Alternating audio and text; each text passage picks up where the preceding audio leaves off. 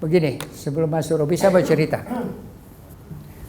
When you lead something, ya, kalau Anda memimpin sesuatu, apalagi dalam kondisi orang ragu terhadap kepemimpinan Anda, what you have to do is to produce what I call quick wins. Apa yang bisa menjadi satu kemenangan yang orang tiba-tiba mengatakan, wow, that will create the trust. Jadi waktu saya mau cerita sedikit ini mengenai Robi,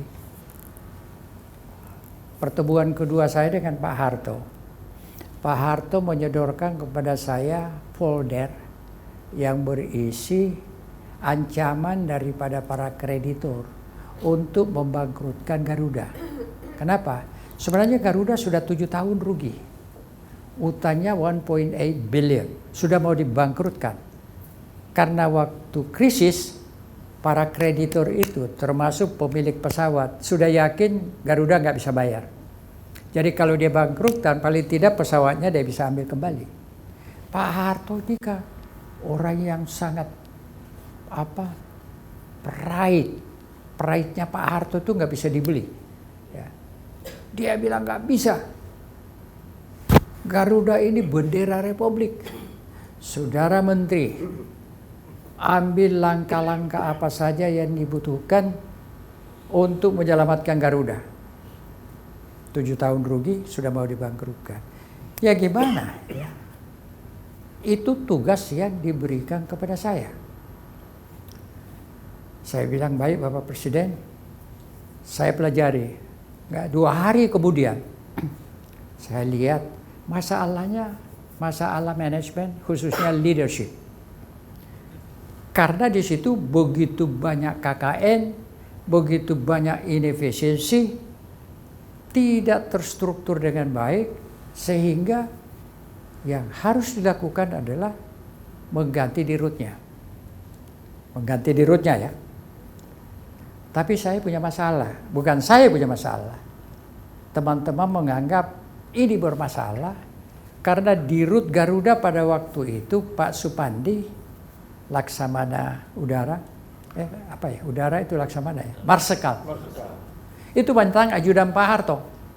Everybody say, don't touch. Nah, ini menarik. Saya ingin uji Pak Harto. Pak Harto mengatakan begini kepada saya, Saudara Menteri, lakukan langkah-langkah apa saja untuk menyelamatkan Garuda. Langkah yang saya harus ambil, saya harus ganti dirutnya. I believe it. Karena begini, satu lagi pelajarannya bahwa organisasi hanya akan sebaik pemimpinnya. Jadi saudara-saudara komut, kalau di organisasi Anda itu tidak jalan, look at the dirut first. Di Pertamina kita 3 kali ganti dirut selama 4 tahun. Nah, jadi that's what I believe. Bahwa organisasi hanya akan sebaik pemimpinnya. Lalu saya datang ke Pak Harto, bayangkan ya, teman-teman mengatakan don't do it. But as a leader I must have the courage. Dan saya mau mengetes Pak Harto, apakah beliau konsisten kalau mengatakan langkah-langkah apa saja saudara tempuh untuk menyelamatkan Garuda. Dan langkah itu yang pertama saya mau ganti dirutnya. Semua teman-teman saya punya deputi waktu itu, sudah saya ada deputi, bahkan ada beberapa menteri yang sudah lama dengan Pak Harto, saya konsultasi, dia bilang jangan. Nobody touch orang dekatnya Pak Harto. But I have to have the courage. Saya datang ke Pak Harto. Ketuk pintu di Bidakaraha nih. Dan every time saya minta waktu Pak Harto langsung diterima besoknya. Mungkin saya barangkali menteri istimewa waktu itu ya, karena krisis. Nah, saya ketuk pintu. Saya datang, silakan. Saya bilang, Bapak Presiden, saya sudah punya solusi pertama untuk Garuda. Wah dia senang banget. Ya, gimana? Jadi kan saya udah duduk nih. Dia baru datang. Saya bilang, begini Bapak Presiden, saya harus ganti di rootnya.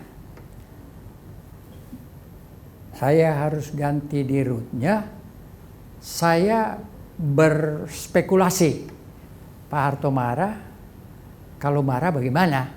Apa dia bilang, kau keluar aja.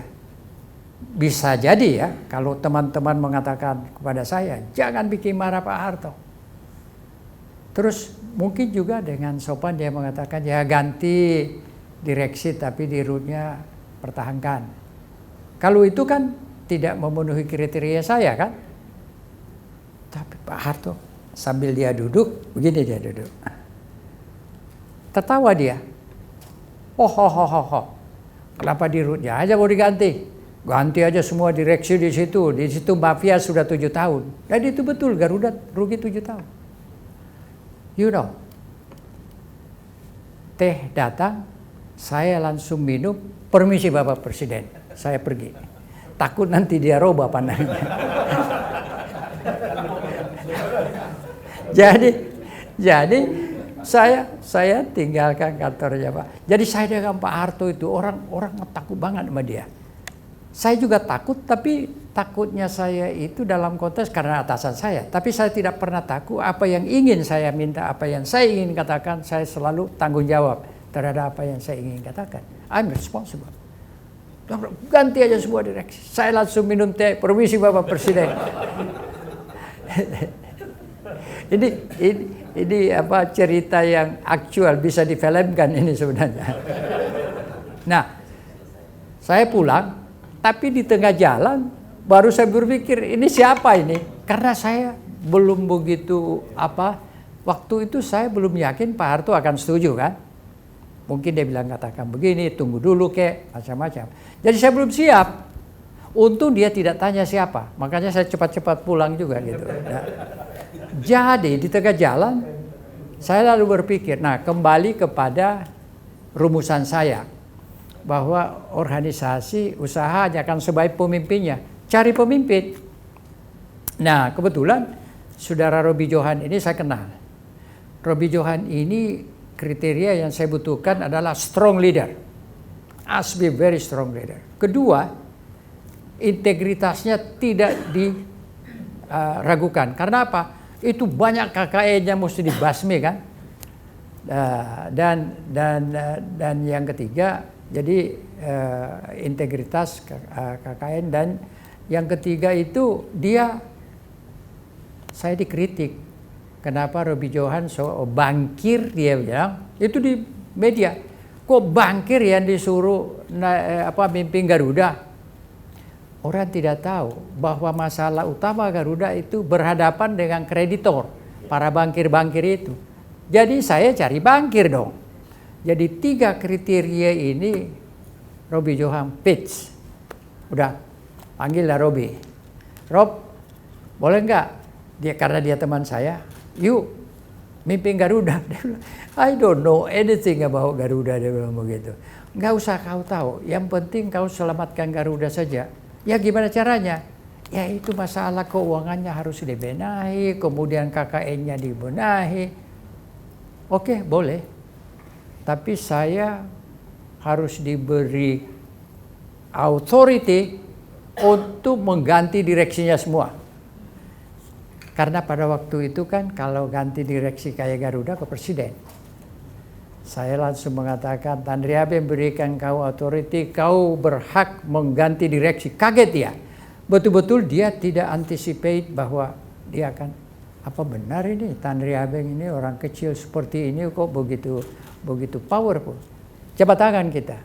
Yang dia tidak tahu, Pak Harto sudah berikan saya kewenangan itu dan saya tidak pernah beritahukan dia. Jadi seolah-olah aku yang jago, padahal Pak Harto yang padahal kan Pak Harto yang jago.